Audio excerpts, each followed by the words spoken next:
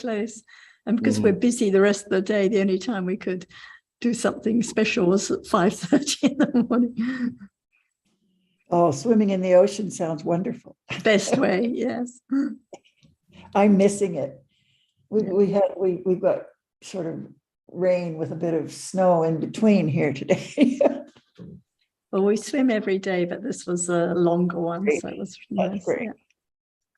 We're Okay, having here. a heat wave. It's 70 Fahrenheit here today, Oh, wow. which is unheard. Yeah, Mid-October. November. Yeah. Are you here, Jan, now? I got to get some warm water here. สวัสดีค่ะ สวัสดี ครับอาจารย์ครับ ครับอาจารย์ สวัสดีครับท่านอาจารย์สวัสดีครับ สวัสดีครับ Hello, everyone else too. Are there some topics or questions that people would like to get started with?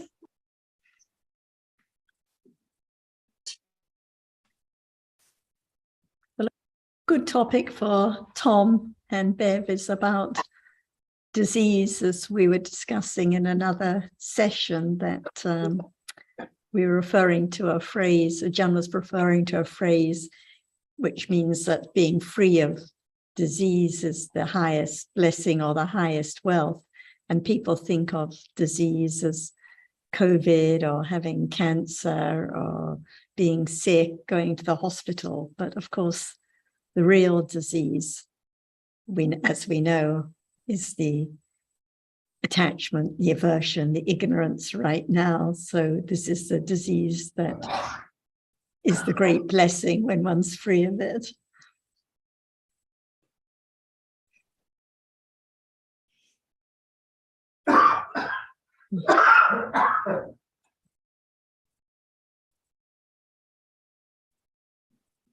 I was going to ask Tom about, he mentioned about his friends who had listened to the Dhamma quite a bit, but who are quite ill, and whether they can appreciate this point. But I think we've lost Tom for the moment.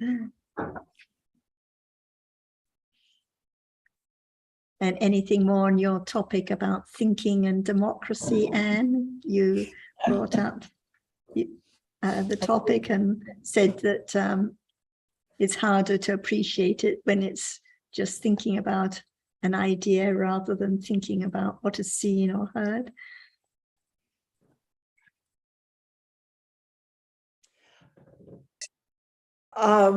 The only further thought I seem to be having is now, and I'm not quite ready to formulate it. So if there's something else somebody has, please start in with it. Otherwise, you can bear with me trying to do this. There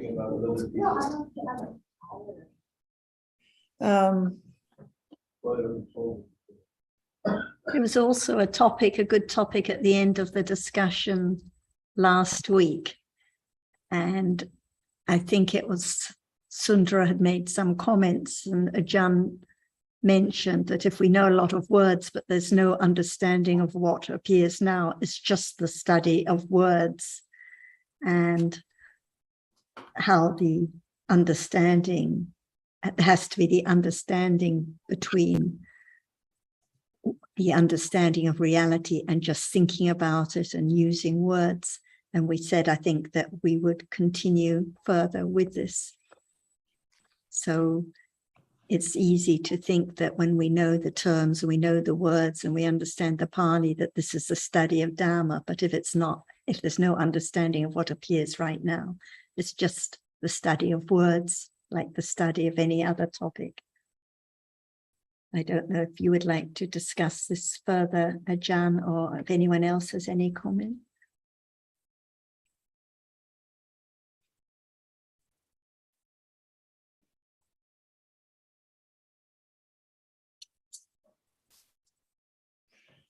I think in some ways it's the study of words, and it's just the words when it's on a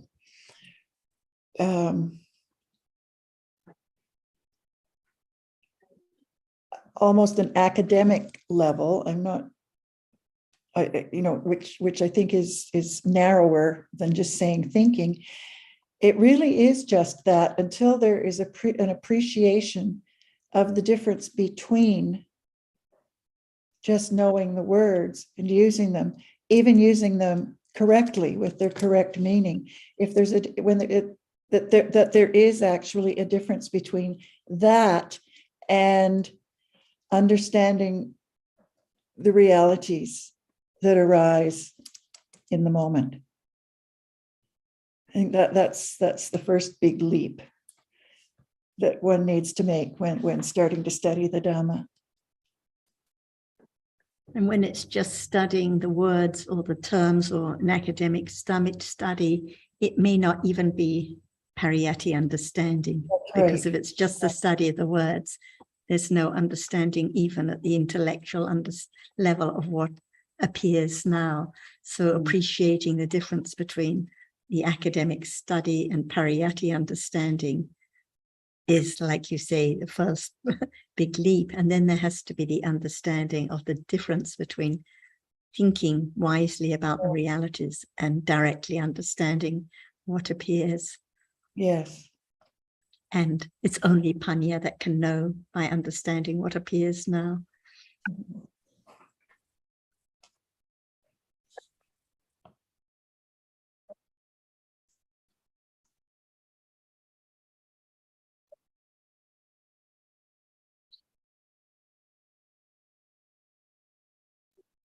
Tom, while you had to leave the Zoom, I mentioned about how in another discussion we were talking about a Pali expression, which means that being free of disease is the highest wealth or the highest blessing. And people think of the disease as the COVID or the cancer or this ailment or this visit to the doctor.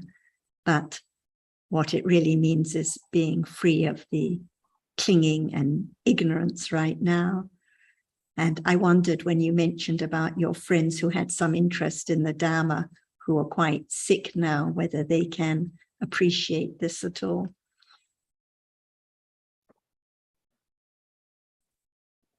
We can't hear you, Tom. Yeah, no, I had the mic off. Well, we actually, partly because we had COVID and lots of other reasons, we really haven't gotten together since we had the discussion about how to sort of redesign our approach to studying with our friends. So I would say it's we can't add anything to that, but it's certainly a good point. I think a good approach is that actually there are two kinds of disease, the physical disease everyone knows about and the mental disease, and one can consider which is the more serious and which there is right now at this moment. So I think people can appreciate this point, because usually one's lost in the story of me and my ailment and my COVID or my problem. But what about the disease, even when thinking about it and clinging to being well and the strong aversion to being sick and the ignorance at this moment? So yeah, that's hard for people. Topic. I think it's harder than once you've studied for a while. I think we start to get it, but for people who are just starting, they struggle with that, because for them what is normal, is a kind of suffering, but it's the suffering, it's my suffering, and I'm sticking with it. I don't know.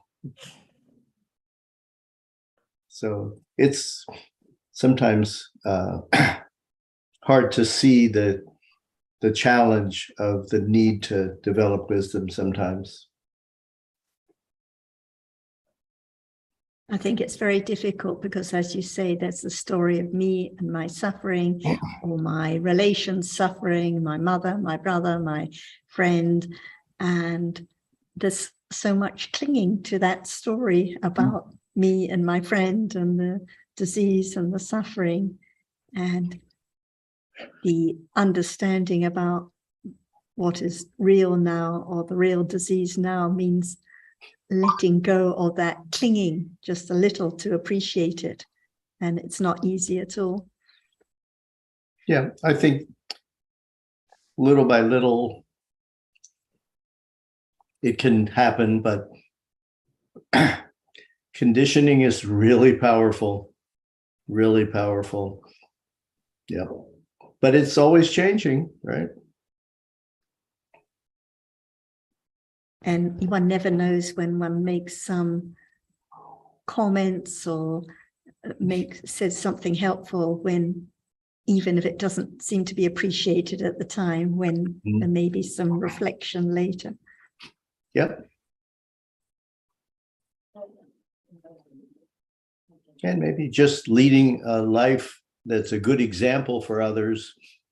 One may wonder, why don't you get upset about Trump or Biden or Gorbachev? I mean, not Gorbachev, Putin.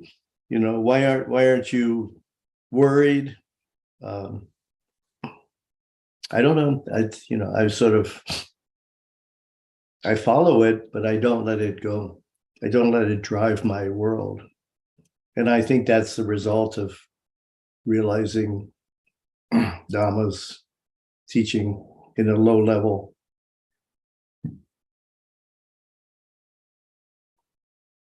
Appreciating that none of it really matters at all, No. because they're just different stories. Just different stories, just different TV programs. And nowadays, the TV is all about outrage. Outrage. Doesn't matter, it's left outrage or right outrage. There's no, it's meaningless sound.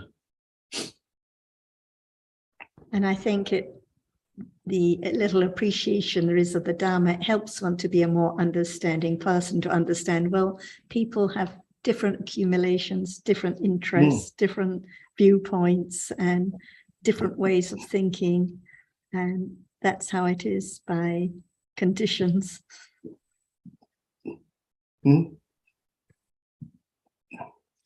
Yeah, I think people have, they want to be able to lift weights and get stronger, and have some very direct practice, right?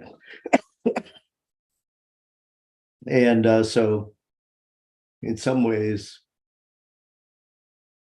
the Dhamma doesn't offer you that, because that's just not the way the world works. So,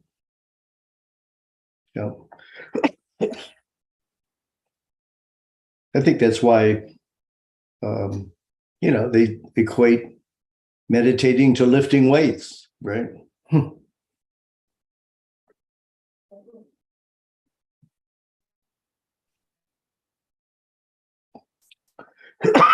Sorry, I'm gonna mute.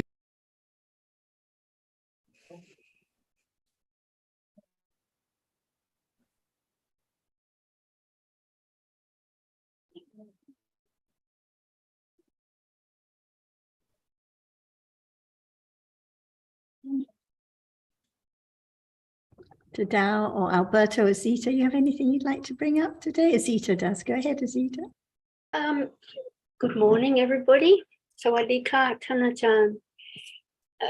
It came from Tambak's talk questions regarding the Guntas. And so I looked it up in the Visuddhimagga, and of course got sidetracked with all of this lovely information.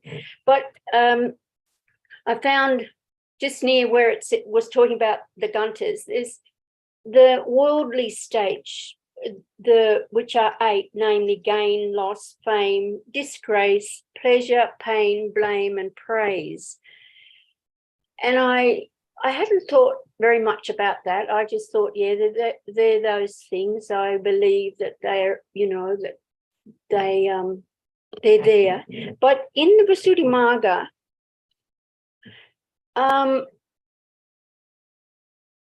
they are so called because they continually succeed each other as long as the world persists. but when the worldly states are included, then by the metaphorical use of the cause's name, it's a bit for its fruit, the approval that has gain, etc., as its object, and the resentment that has loss as its object should also be understood as included. So what I think it's saying is that it isn't just those states, but it's the, well, let's say the jeta seekers that go along with it. If you've got gain, then obviously approval. But if there's loss, there's resentment and dosa. So it's not really a question, but it was like, I hadn't really thought about that. And I thought that was quite interesting to include those mental states as well as the states that are classed as the worldly states. So I don't, as I said, don't really have a question. I just wanted to, maybe we could talk about it, or maybe not.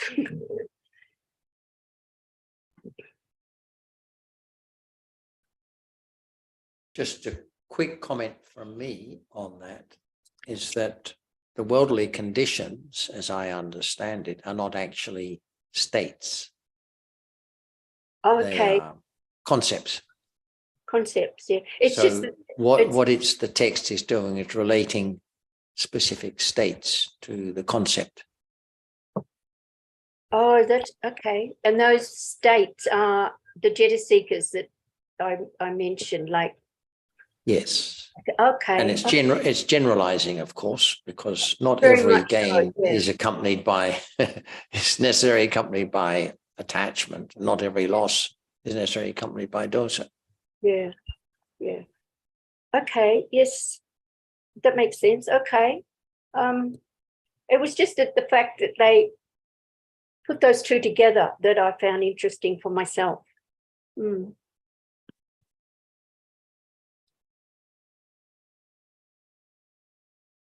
Although each of them is something that one could be attached to, and their opposite is, you know, to withdraw from, be detached. Yeah, doesn't like. So I mean, each of them has a lopa then dosa aspect to it. I think, yes. Well, as John just Like pointed things out, we don't, yeah. you know, not every gain is accompanied by happiness. Maybe you didn't want to gain this thing, even though most other people would say, oh, aren't you lucky? Mhm. So I That's think, where you can't, yeah, there's no fixed rule.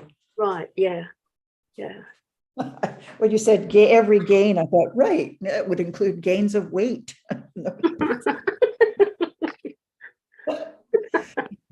Right. Gaining more health issues. Yes. Right, add to my list. Yeah.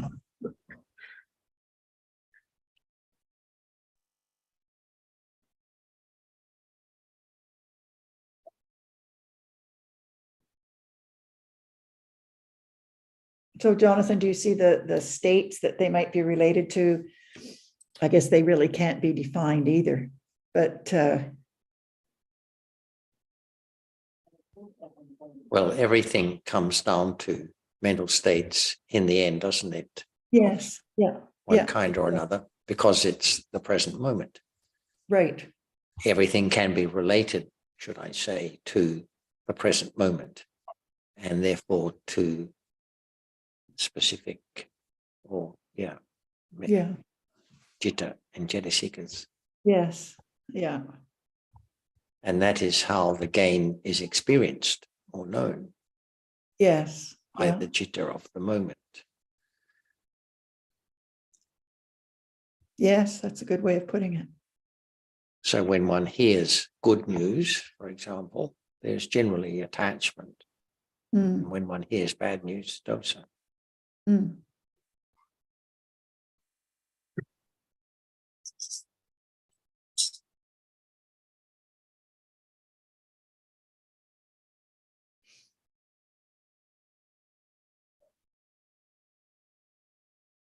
Azita, I just missed the beginning part of what you were saying. Was it from the Visuddhimagga that you saw this passage? Yeah. Would you Can't like hear to you. repeat it, Asita? Because some people came in later. It's the Visuddhimagga, chapter 22, and the particular verse I just read out is number 51, and it is all part of. So you want me to read out the one I just read, Sarah? Is that correct? Yes, yes. Okay, so number 51, it says the worldly states, and as John pointed out, it's worldly conditions, are the 8. And maybe it's called states here, John, because they're coupling it up with the Jeta seekers as well. Mhm. Okay, so the worldly states are the 8, namely gain, loss, fame, disgrace, pleasure, pain, blame, and praise. They are so called because they continually succeed each other as long as the world persists. But when the worldly states are included, then by the metaphorical use of the cause's name for its fruit, I'm not quite sure what that means, but anyway, the metaphorical use of the cause's name for its fruit. So that's Dhamma, isn't it? Dhamma and Vipaka. Okay.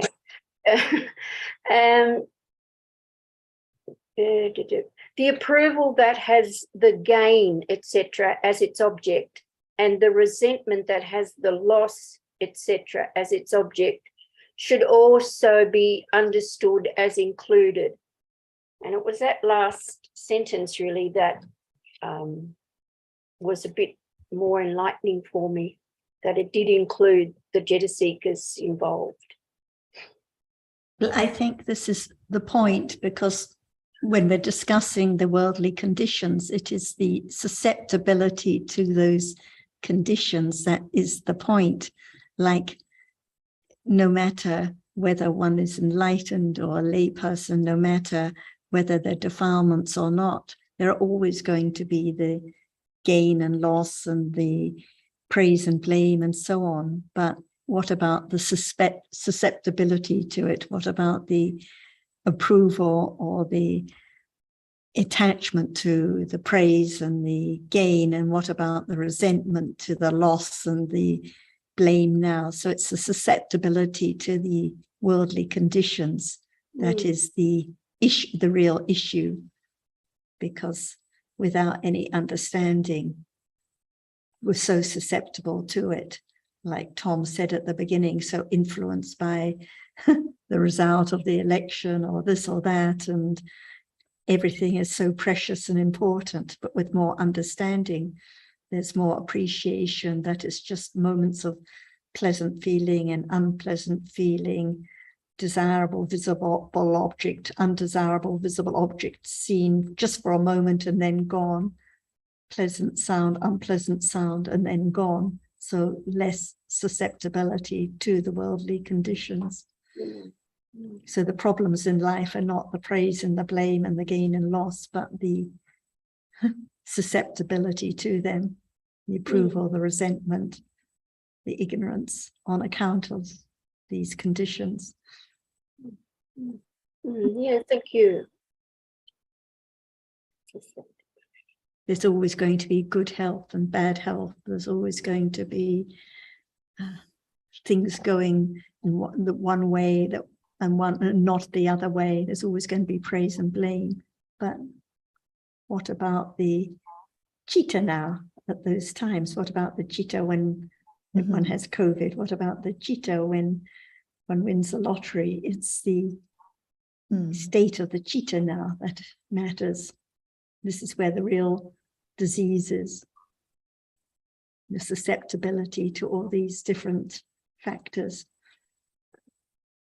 When I hear susceptibility, I think of accumulations.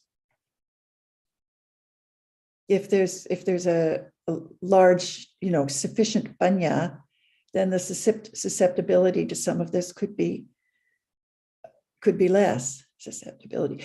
The accumulations, I think, are the basis, the background of the accumulations, of the susceptibility. It would depend on one's accumulations for understanding or not, or, dosa, lopa. We've all got to a large degree, actually, but it would depend very much on the panya, I think. And the tendencies, like for some people, a lot of resentment when there's blame. For others, it's not so great. So it depends on the accumulations and the understanding. For the arahat, still there are the worldly conditions, praise and blame, but no susceptibility to those conditions, no clinging to the praise and the gain, no aversion to the loss and the blame. Right. And as we noted yesterday when we were talking about this general section of the Visuddhimagga in the context of the Ganta, it is setting out the states that are to be abandoned. And it gives a list of 18 different groups of agusala mental factors that are to be abandoned. 18 different groups, presumably with many different overlapping jetasikas in the group, mostly loba dosa.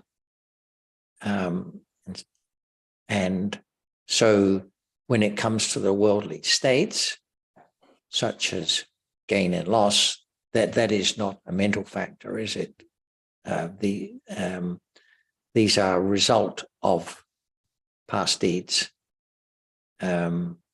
So what it's referring to then is the mental factor, the attachment or the approval to the gain and the resentment or dosa to the loss. And those are the states that are to be abandoned. It's not saying that gain and loss themselves are to be abandoned, but it's the mental states by which those conditions are experienced.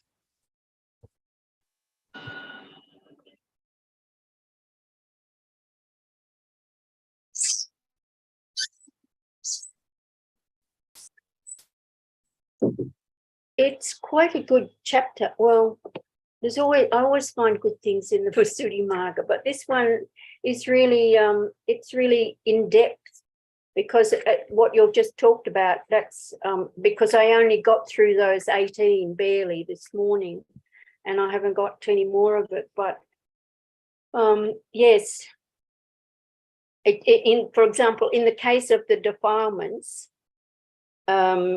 Micchaditthi and doubt are eliminated by the first knowledge. So it goes on with a lot more detail about what gets eliminated at what stage. Yeah, very good. A lot of meat in that chapter, I think. What does the chapter have a title, Azita? It's just chapter 22. Oh, purification. I think it's purification by knowledge and vision. Okay. Description of purification by knowledge and vision. Jnana dasana visuddhi nidesa. Chapter 22.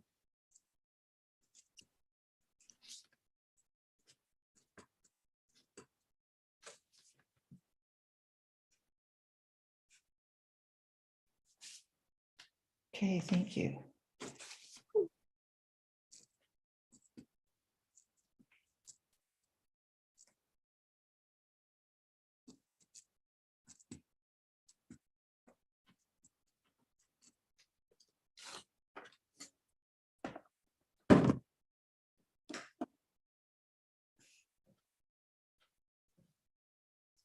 And here it's talking about higher stages of vipassana jnana. And so, of course, that's why if it's talking about the worldly conditions, it's talking about the highly developed understanding. So it always comes back to now. What about now? What appears? What is their attachment to now?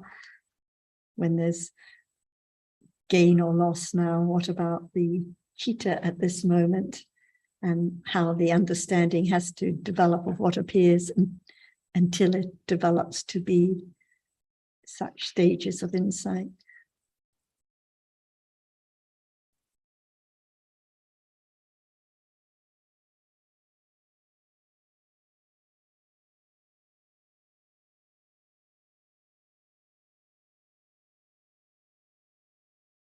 If I could Yes, just go back to the Guntas, just those last two, it's the bodily tie of adherence to rites and rituals, and the bodily tie of insisting or misinterpreting that this is the only truth.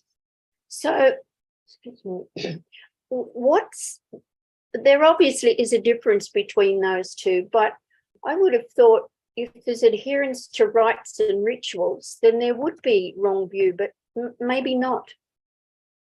Well, wrong view is behind both of them. The rites and rituals, the Sila Bhatta Paramasa, is because of wrong view that conditions one to act in certain ways, such as focusing on an object with the idea it will lead to more understanding, or making an effort to try to be aware, or going to a special place in order for awareness to arise. So this is the Sila Bhatta Paramasa, conditioned by wrong understanding.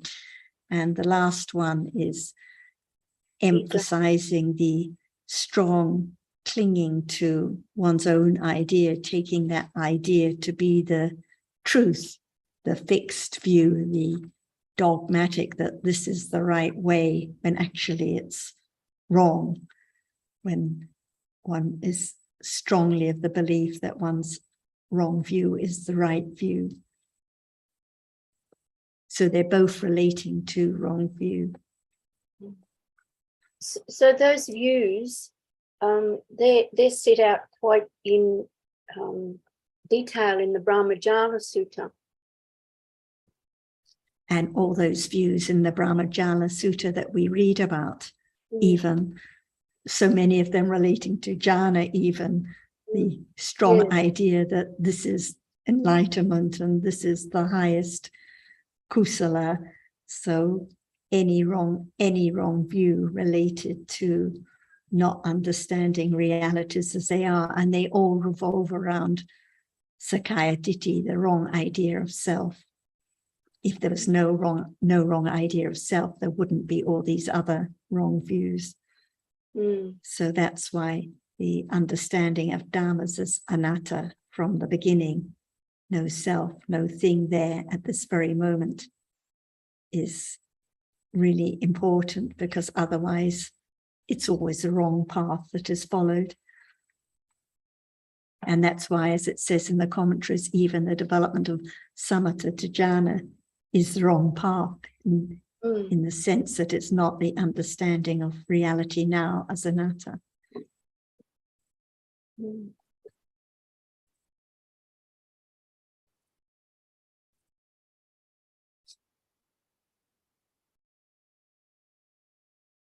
Perhaps Ajahn would like to add more comments to some of these many topics we've touched on. Does anyone realize that actually there is no understanding of anything at all, even the world and the politics of any time? No understanding of the world, of anything, because what is there now? Is there any understanding of that which is there, seeing, and that which is seen? So each word of the Buddha taught about the truth of what is there as it is. Otherwise, that will never be right understanding of the truth of what is there from life to life at all. That's why I think that no matter what are there in the Tipitaka or the word we heard from the book, it just talk about the normal life to be known. For example, gain and loss. He didn't just talk about it, but to understand the moment when it's there. That's why in a day, when there is gain, no thought about it. When there's launch, no thought about it at all. That's why the understanding of the truth that the Buddha taught is not firm enough to understand the actual reality right then, as no one and nothing at all. That's why the moment of understanding how deep it is, that what is there taught has to be now to be known as no one and nothing at all. No matter it is thinking, liking, loss or gain or anything. It's no one. But who knows that no one?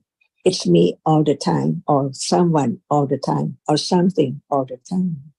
That's why to be truthful to the truth, understand the subtlety of each reality which now appears. For example, the subtlety of seeing. See, it's there, sees every time now, never lost at all.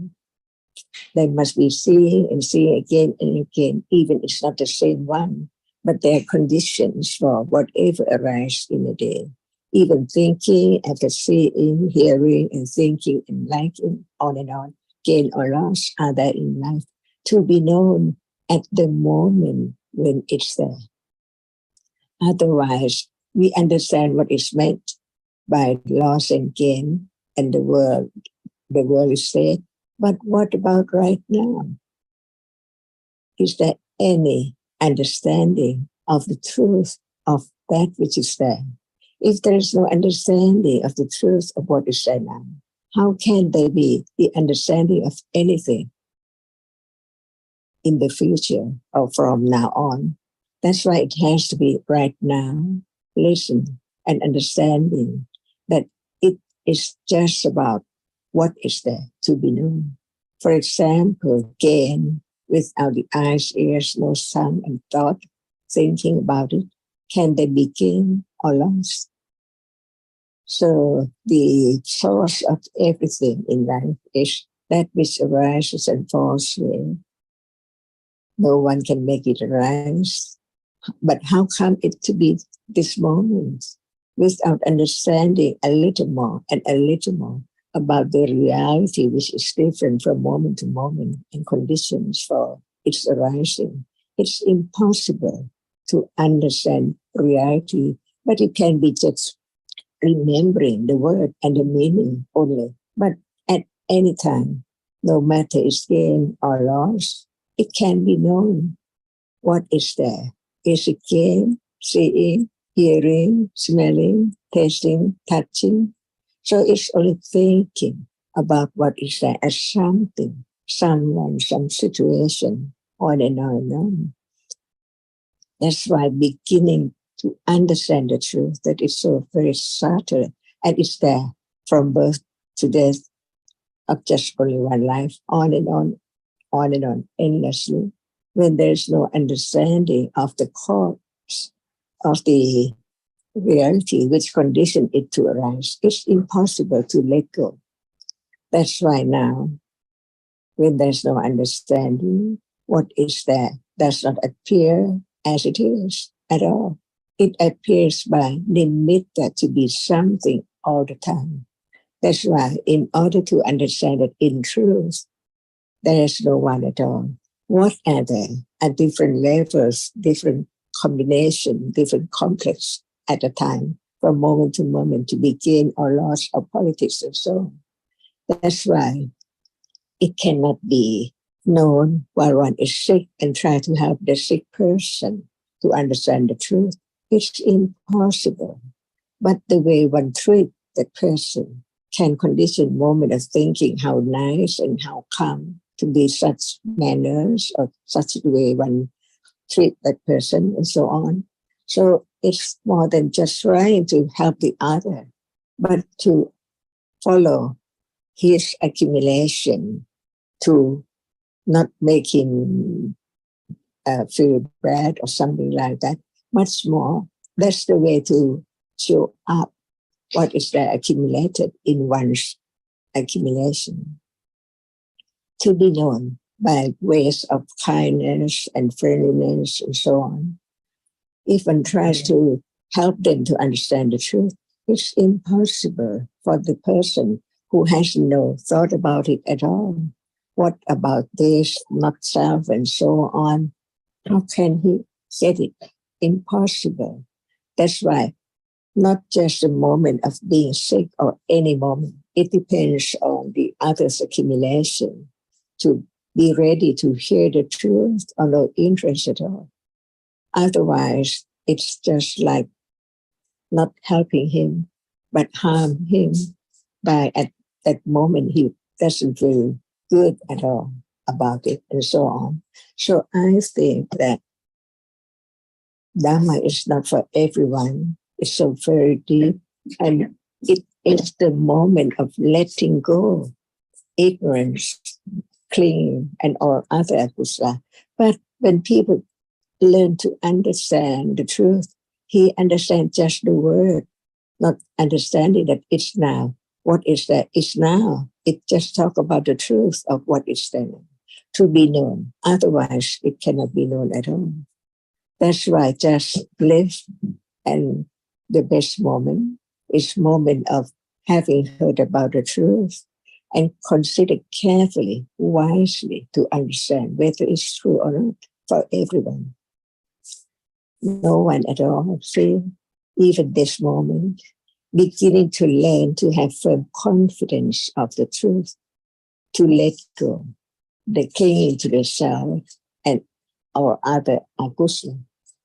Little by little, when time comes, when it's there ready for anyone to begin to understand the subtlety of what is there now, as it's not just in the book talking about the subtleness of what is there, but it's there so subtle now. That's why I just learn about, no matter it's been in Visuddhimagga or Tipitaka, to understand just one word, like kaya. See, it's not the body, and the nama is not the name, because some books say that nama is name, and so on. That is just one's own thinking, not understanding the true meaning of what is there as it is. And kaya, see, rupa kaya, not just one rupa. The rupas there together is kaya, because they are together, all of them. So it is the place of the kaya, they are there together. And nama, kaya, they are there together. So apicca kaya, or levels of akusala, lopa, is there to be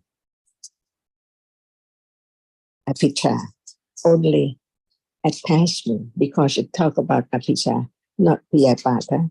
But piyapata, in many, many aspects, many, many levels are there. No matter what, it is piyapata, kaya, together. It's kanta and so on. That's why it's there now. Because no matter how deep it is, no matter how subtle it is, they are piyapata and kaya. When we talk about what are there together, no matter what and when, must be the kaya of piyapata and so on, to understand that it's there now. So at the moment of gaining or lost, there can be the understanding of the truth of that moment, whether it is feeling or whether it is memory or whether it is attachment and so on. Everyone would like to gain, not lost at all. So what is there at moment of gaining, getting something in a day?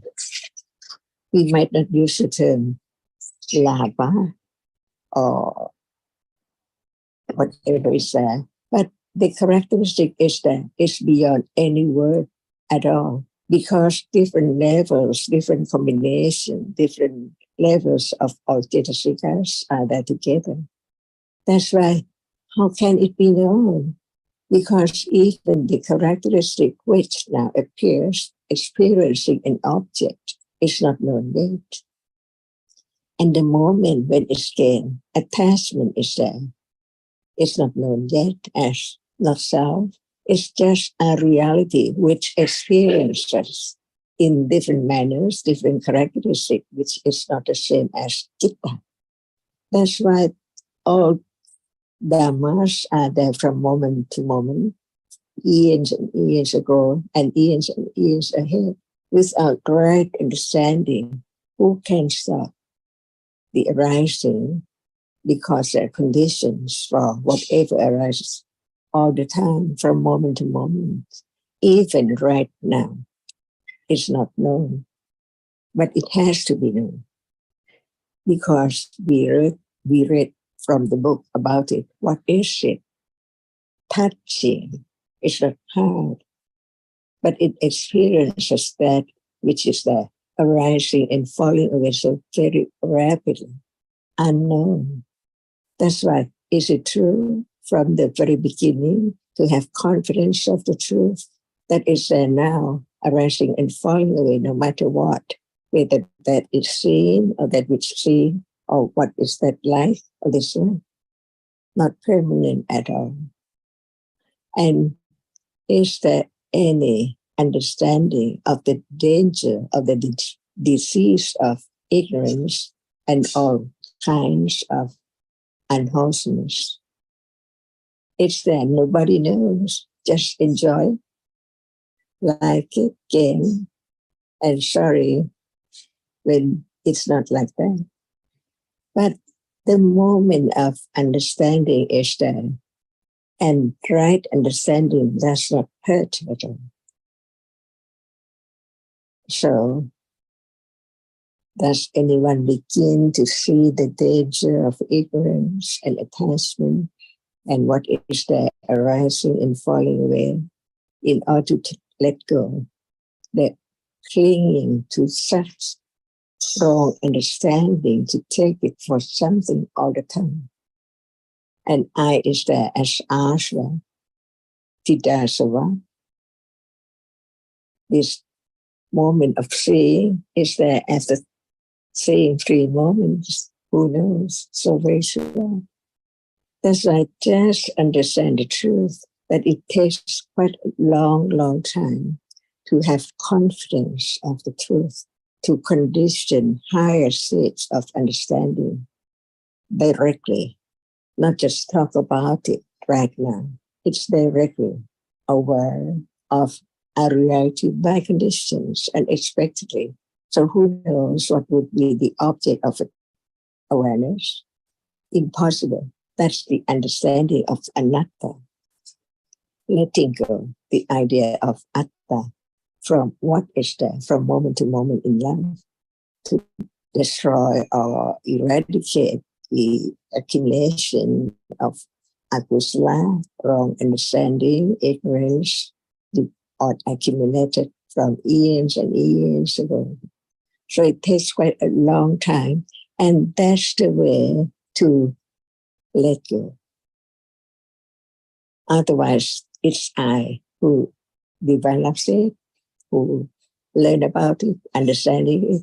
That's why all 5 khandhas has to be known one by one.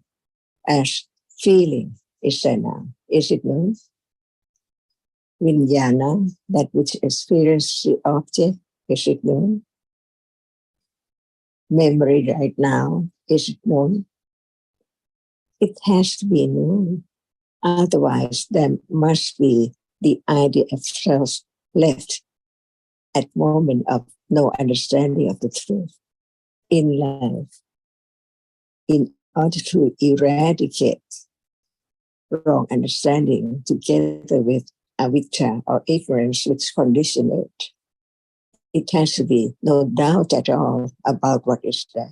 Because the conditions learning about it and right understanding develops to condition moment of direct understanding of it, on and on and on, until it appears as it is, stage by stage. How deep it is, stage by stage, before it can be completely, absolutely, ultimately eradicated, never to arise again in life, no matter seeing, hearing, thinking, attachment, or anything at the moment of enlightened first stage. That's why what is heard is about what is there now. Little by little, getting closer and closer, not far away from here. So very close, Hatya, the innermost, Chitta is there, arising by conditions, accompanied by different cetasikas at different moments, and so on. Just learn to let go the ignorance, wrong understanding, and attachment to such wrong understanding. Otherwise, the study of the teaching is meaningless. But when it works its way, understanding is that no one, not I, who try. But when the I is there, begin to be seen by more subtle right understanding, it cannot be there anymore, but it can be in other moments. Hide and seek.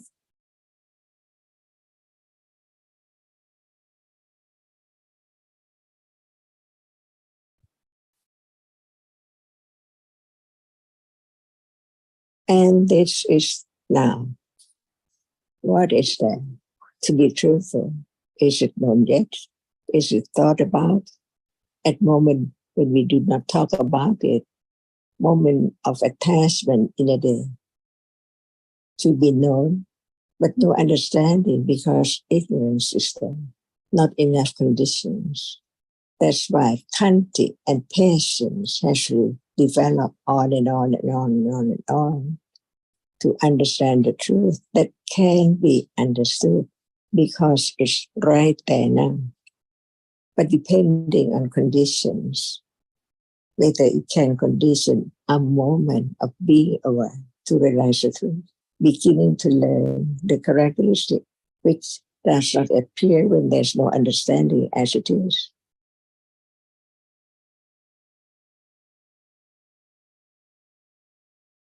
That's why right understanding, understand the truth.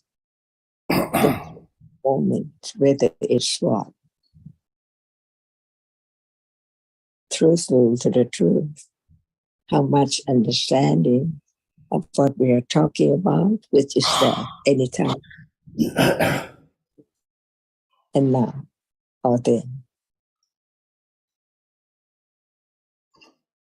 Is it letting go? The path is so very subtle. Beginning with samadhi, right understanding, to know that it has been accumulated so long, not to be known, not to be able to understand the truth. But when there is hearing about it, it can be studied because it's now as it's taught, seeing. It's the reality which is conditioned just to arise to see only and then go. So very fast, in split seconds of split second.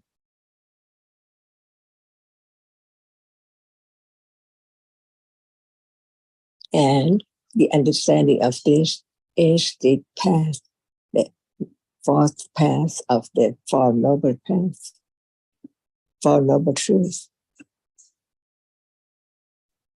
So subtle that who knows it now, how much it develops, like holding the knife's handle. Who knows each touching, wearing away, how little at a time. And the knife's handle is so big in samsara to be touched, to make it wear away.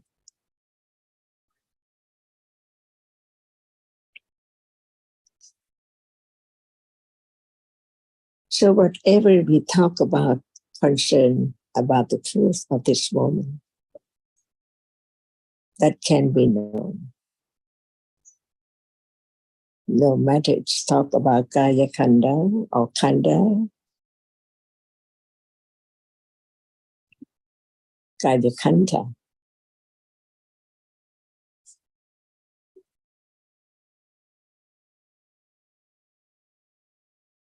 That's why from the word namakaya. It can be apichakaya, payapatakaya, or whatever different degrees included, because they are there together as lopa, not other reality. Different levels of lopa, how weak, how strong is there.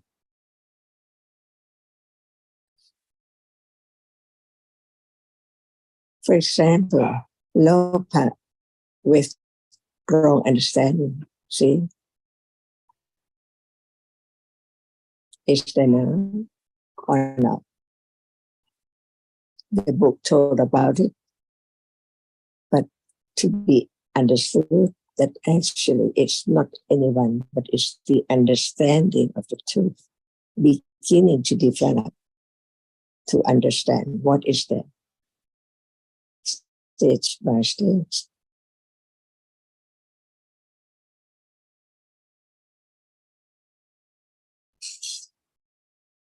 That's why no matter we talk about it now, to understand it by word and by its meaning and by its subtlety.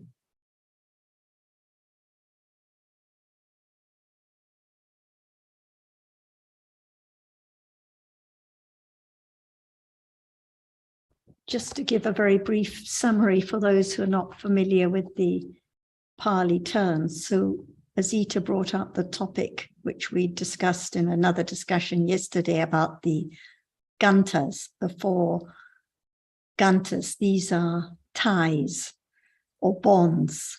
And Azita mentioned the last 2, which relate to wrong view. And Ajahn is discussing the first 2.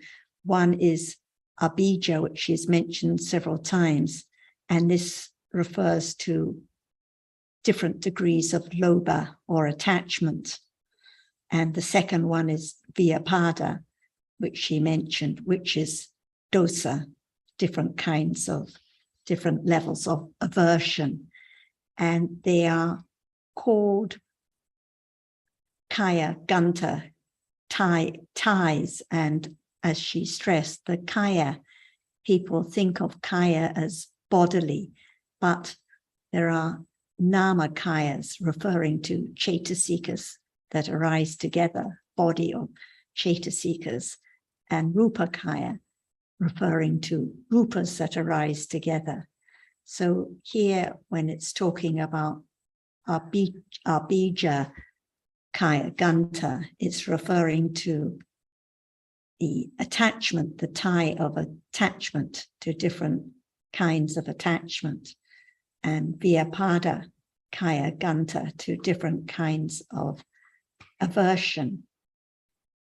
But I have one question, Ajahn, and I think it relates to Hung's question yesterday, because when we say the different kinds of lobha are kaya ganta because they arise together, but of course there's only ever one lobha at any moment.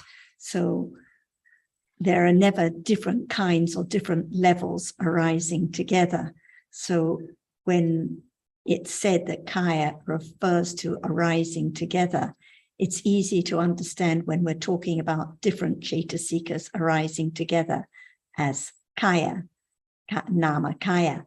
But when it's referring to abhija kaya ganta, different lobhas arising together, it's not so clear because there's one lobha only at a moment. Do you have any comment on this?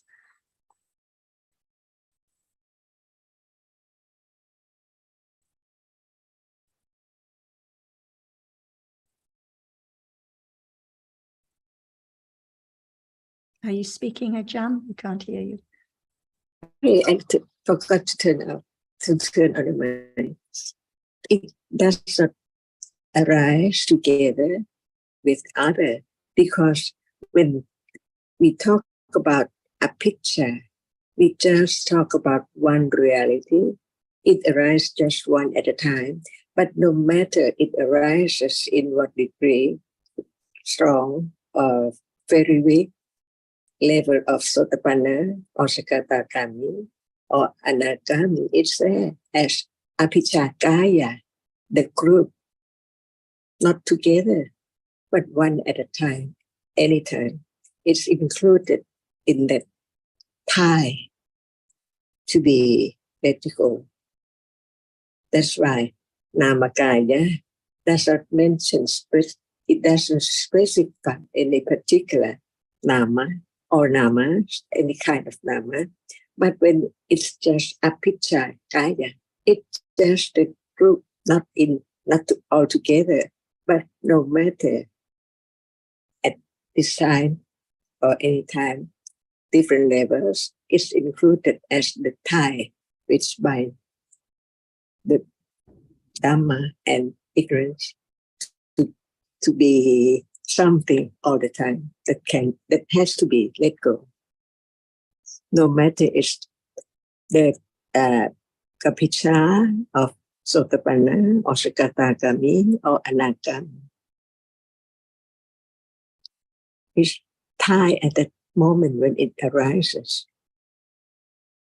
It's like kanda. Yes. Some might think that it's just all together as a kanda, but actually just one is kanda. It's So just one is one at a tie. time, but whichever kind of loba it is that group, that kind, that kanta. I think that's the point. Like you say with kanda, whatever rupa arises, it is rupa kanda, but it doesn't mean all the rupas are there together. No. I just wanted to clarify that because I think there was some misunderstanding. Yes, thank you. Please go on. To make it clearer and clearer. So I think the point is we talk about the kaya as those namas, or those rupas that arise together. So if we're talking about the cetasikas arising together as namakaya, we can talk about the cetasikas that arise together at the same moment. But in this context, when we're referring to the loba as kaya ganta, of course, there's only ever one loba at a moment. There aren't different levels, different kinds. But whatever loba arises, it is the ganta, the abhijja ganta. So the kaya ganta refers to whatever kind of loba, whatever degree, when it arises as being the tie. And this is what is meant by the kaya ganta. So it's just an example of the subtlety of Dhamma and how one has to consider each word like kaya very carefully. And these are terms that are very commonly misunderstood, like kaya, which is taken for body, or even here, the kaya ganta are translated as bodily ties. But what does it mean, bodily ties? So we have to consider the terms and understand how it is at this very moment. The loba now is a tie, the dosa now, whatever degree, however slight, it is a tie. And this is what is meant by the kaya ganta. Hung and Tam, do you have any other comments or question on these points? Hung, was that related to your question yesterday? Yes, hello, Sarah. Thank you to raise the question. And I think it's clearer now. Yes, thank you very much. Thank you, and Achan also.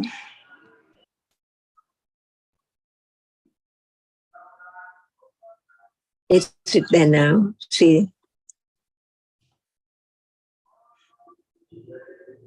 Yes. Can it be known? Yes, I think so. It can be known. It can be known as a picture or what? As Abhijja, as Loba. Or as a reality. See? Yes. Otherwise, we just take it for something special. But in truth, its nature is a mental reality which has a characteristic of being attached to the object there. when it experiences anything, is there.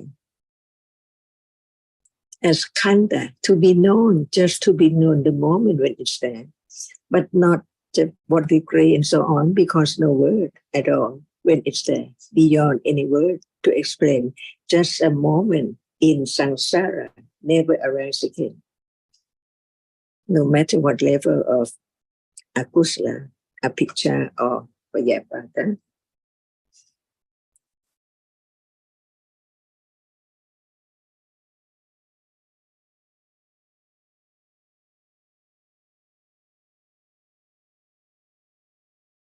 So understanding what's Buddhism is the teaching about understanding the truth of what is there now as it is.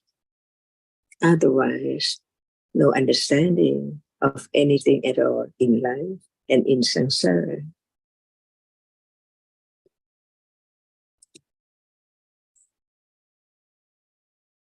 And only this way can let go ignorance and attachment and all kinds of akusala, stage by stage.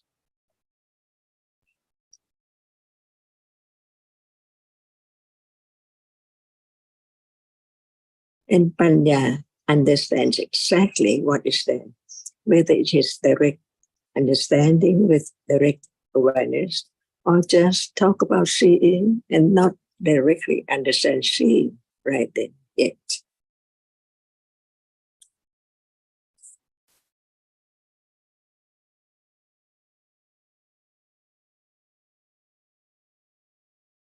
Is that true?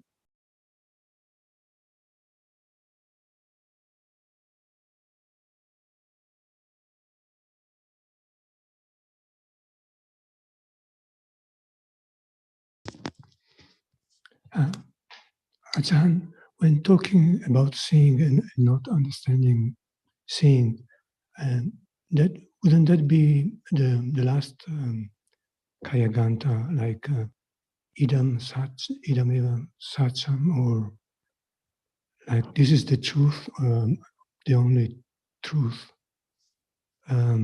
It's so firm when one hear about no one left. How can it be impossible? Is that Itangsatya? Or would you like to understand the different subtle degree of ignorance and attachment and wrong understanding? It's gone. So what is thought about each word, no matter it is apicca kaya khanda, vyapada kaya khanda, or silapata brahmasa kaya khanda, itang satya pidvesa kaya khanda, it's there when it's known, no word, but right understanding the different degrees of whatever reality is there. Do you really believe that the result never change at all?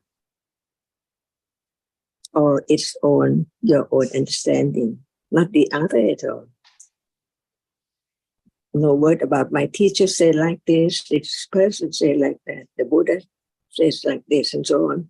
It's your own understanding, so firm, fixed, steadfast. Who knows? Or you don't have any idea at all. That's why you can hear and think about it. Before hearing, there is titi for sure, and there can be silapata brahmasa as well when there is wrong understanding. To be known what is right and what is wrong after hearing the truth. Some people just pay respect and ask for many, many pleasant things. Again, is it the teachings of the truth? What is the attachment, clinging, memory, feeling? Can feeling be anyone? It's called. What about memory? It's just there in life and then gone. Quicker than anyone can think, together with citta, which it arises with.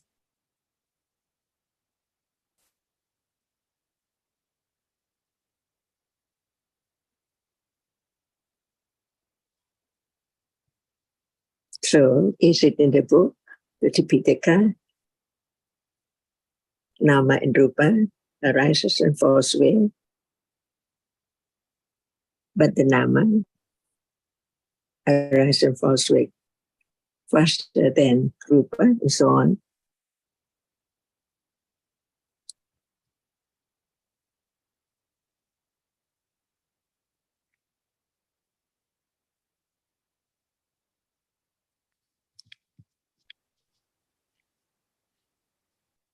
So the words of truth begin to open up what is said, little by little, to know the truth, the absolute truth of what is there in life, from one reality to another reality, to all kinds of reality.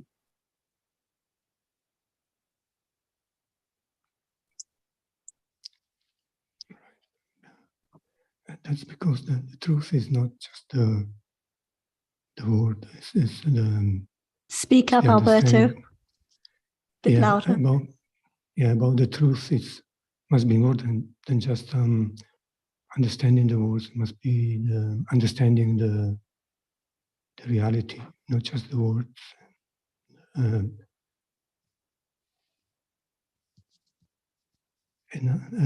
That's the moment when there is truthfulness, real truth, being truth, true to the truth.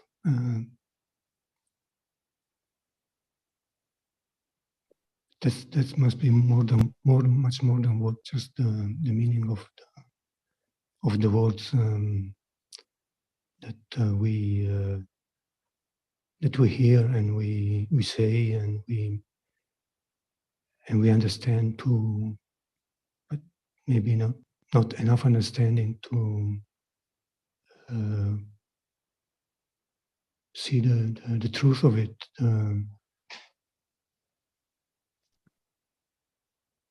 The actual truth, not just hears like the truth when hearing something like on TV. We hear many news and many stories and many situations,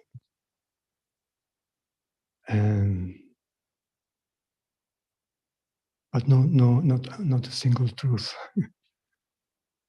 I mean, that's what, as you say, not enough understanding. The interest is always, even when we're studying the Dhamma, the interest is on names, the explanations, not the Dhamma that's appearing now. And that's just, it has to be like that. And as you say, the paramis are not, the truthfulness, it also shows that the paramis are also not developed enough. So yeah, that's it. It's just lack of understanding, too little understanding. And that's why I repeated at the beginning of Jan's words from last time, that we can know a lot of words and terms and details, but if there's no understanding of what appears now, it's totally useless, because it's just the study and collection of words and terms. So if there's no understanding of what appears now, no matter how many words, how many terms, how much Pali, it's no help at all. So it always has to come back to understanding now, like studying about the gantas, the ties, but what about Loba right now? What about moments of Sila Bhatta Paramasa, even during the discussion, when there's trying to understand a term or some subtle focusing on an object or obsession with a term, for example. So it's all about daily life now, and the same with the worldly conditions. What about the pleasant feeling or the unpleasant feeling, and the attachment to one and the aversion to the other, even now? So I think it's a helpful reminder.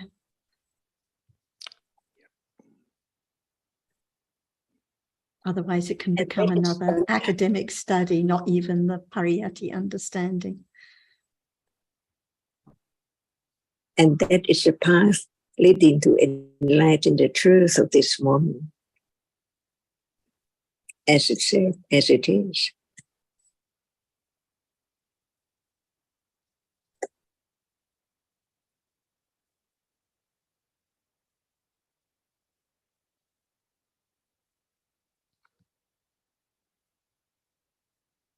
The only point of studying terms like Ganta or anything else is just for the purpose of understanding the reality now, no matter how it's called.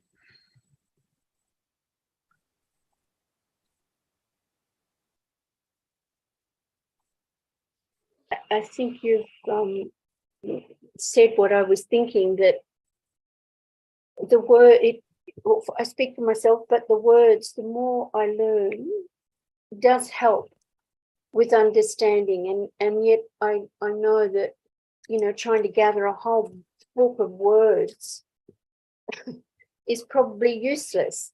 But, you know, within these discussions, these words come up and they're expanded on. And for myself, I think it gives a little bit more understanding of what Lopa is. So the words can be helpful, but they can also be a trap. I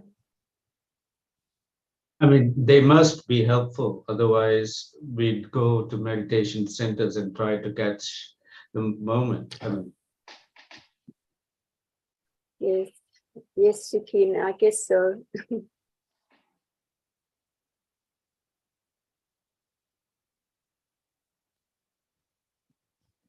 I would think though, for one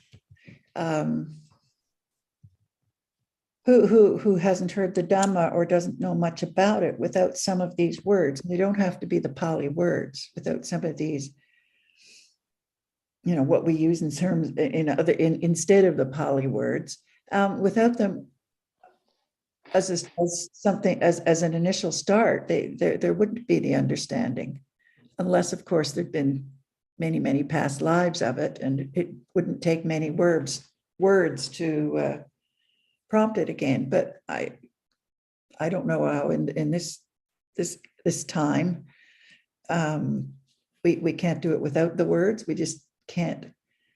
We just shouldn't hang on to them. The words. We're going to say the words themselves are not the truth. yeah, but they're necessary. Even Sariputta had to hear. Yeah, even Sariputta had to hear. Right, I agree, they're necessary. However, not to be clung to as such, as just words. Yeah, maybe because the first level is pariyati, must be pariyati, and that needs words. That's without words there would be no pariyati understanding, and without pariyati there would be no further. There will be no progress to the next level. So yeah, we need the words for we need the words for patipati, I think. And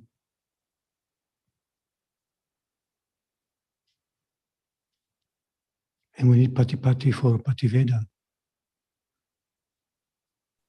And not only that, even after becoming enlightened, even arahats benefited from hearing the Buddha.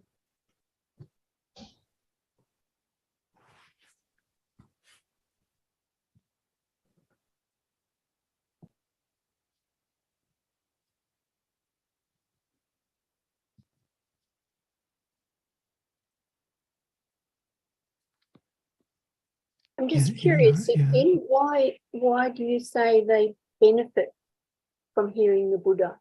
Because the Buddha knew more than them, and they heard things that they didn't know. Right, okay.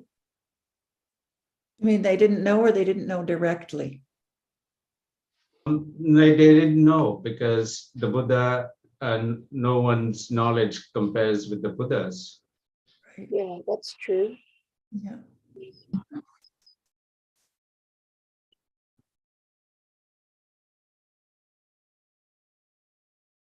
An arahant has no more need to study, because to study the teachings, no need for it, because it's the purpose of the teaching is to cross samsara, so that the goal, when the goal is reached, you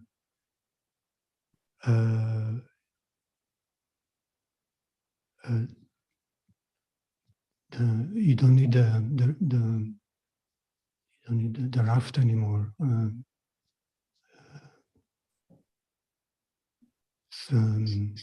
But of course, it's like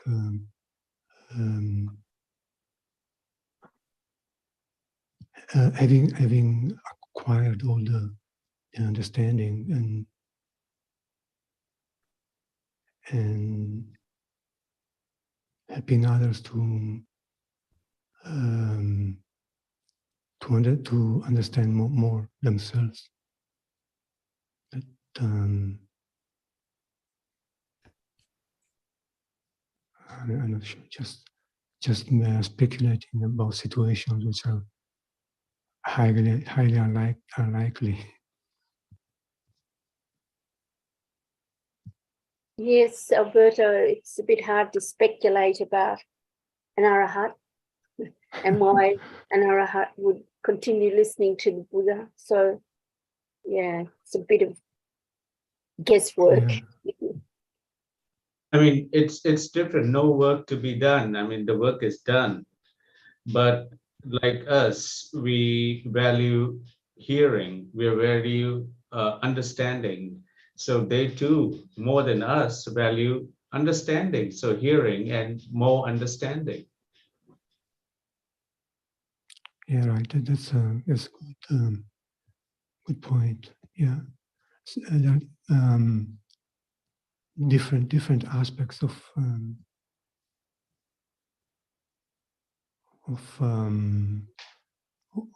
the reality, which is panya for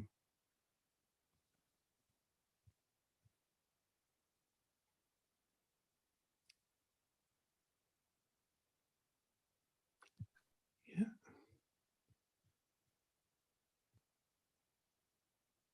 I'm not sure in Tipitaka what is. I definitely remember Ajahn saying what you just said, that for an arahant would be natural for him or her to listen to the teachings as well. Yeah. What else would they want to do? Yeah. Yeah.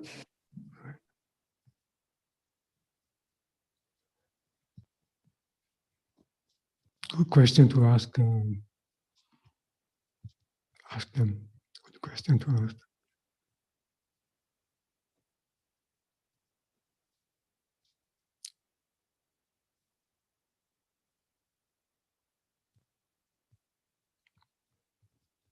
And Harald is his last life, so yeah.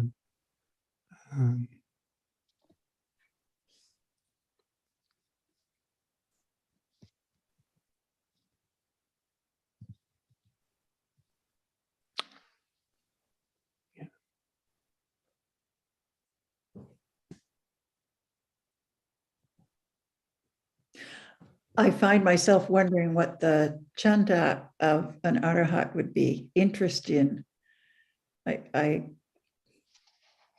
I'm thinking probably Dhamma, kusala, not necessarily the development of it at that point. He won't, the jitas will be kriya, but I would think the interest would be in in Dhamma, in welfare of others, that kind of thing. Definitely. Yeah.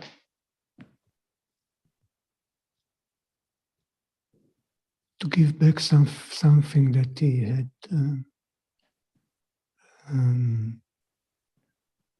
he has received so much, so I think he would do his best to give help the others to have this what he has gotten by listening to the teaching. Yeah, definitely.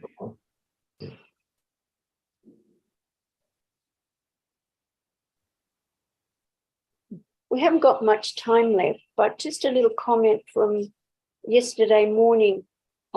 Somebody had lost a pet animal, and something I wrote down. Each moment something is lost by arising and falling, Jitta, Jetasika, and Arupa. And I think that's a really good point.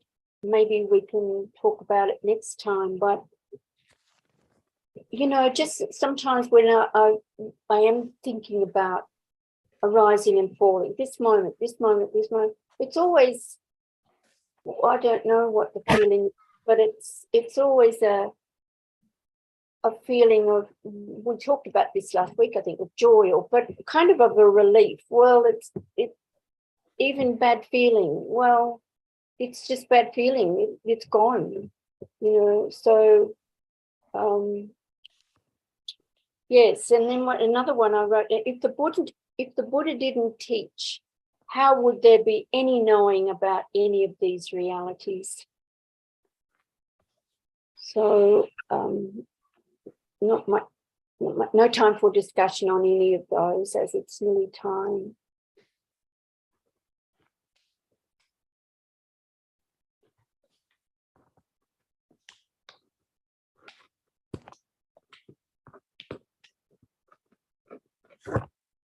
Good subjects for next time, though, Azita, Yeah. Yes. Yeah. for sure. Get ready to say goodbye. Sawadee ka, Jan. Thank you, everyone. Yeah, thank you very much.